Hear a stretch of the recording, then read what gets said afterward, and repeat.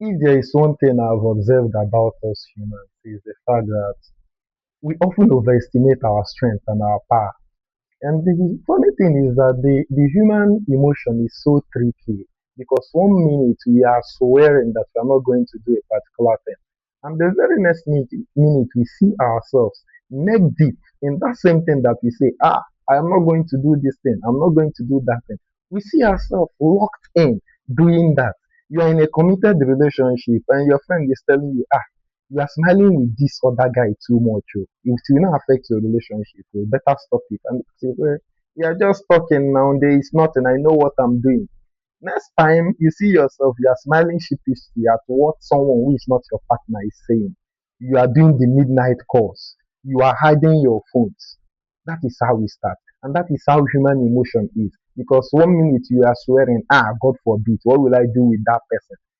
But the next minute you see yourself laughing, smiling, and with this person. That's basically how the human emotion works. And that is why there is this particular aspect of the Bible I think we often misinterpret. And it's the part that says, resist the devil and he will flee from you. Because sometimes what we as Christians, or generally as a people, what we tend to misunderstand or misrepresent about that particular aspect of the Bible is that resisting the devil does not mean combating the devil with prayer and fasting. Sometimes resisting the devil, what it actually means is to flee or to run as the devil is running. So, as the only way to combat the devil is that as the devil is fleeing, you are running too. The devil is moving this way, you are moving that way. It does not mean to stand and fight the devil. So, sometimes the only way to fight is to run. And that is why resisting the devil could mean blocking that number, not picking that call, not dropping that love reaction that you think that is harmless. It could mean not visiting that place. It could mean not smile, not giving that smile. It could mean not opening that message. These are possible ways to resist the devil. These are things that we also mean resisting the devil. It does not mean to stand and fight because the human emotion is very tricky. It is fickle. And if we don't nip things at the bud, if we don't define things as they are, we see ourselves messing up. So the only way to resist the devil is call things by their names.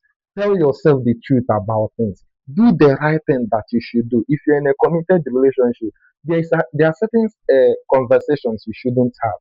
If you're in a particular vocation of life, there are certain relationships you shouldn't keep. It is not just about overestimating our strength to say, I have this thing under control. Like we don't. That's the way human emotions are. The things that we think we have under control, we basically have no control over them.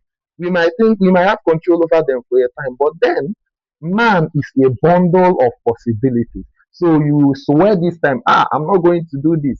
And the next minute, you are doing that. So the only way to resist the devil is to run. It is not to stand there and say, don't worry, I know what I'm doing. You do not know what you are doing.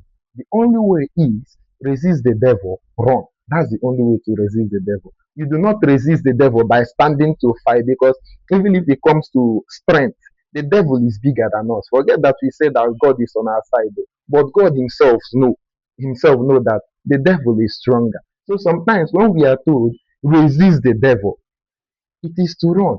Our emotion is strong. It is fickle. It is unpredictable. And that is why when people are emotional, they can go to the extreme. When somebody is grieving, they can do anything. That is how human emotions are unpredictable. So the only way to combat this, the only way to escape from this is to run. So the first rule of survival is always to run. It is not to stand and fight. So what it has to do with us as people is that we should know ourselves and we should know that those things we think we have control over, we don't have control over them.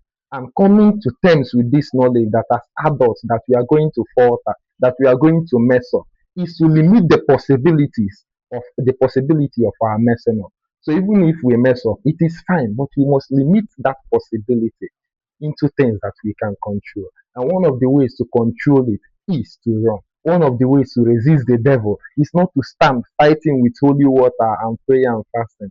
One of the ways to resist the devil, especially when it comes to our emotions, is to run. Because the first rule of survival is always to run.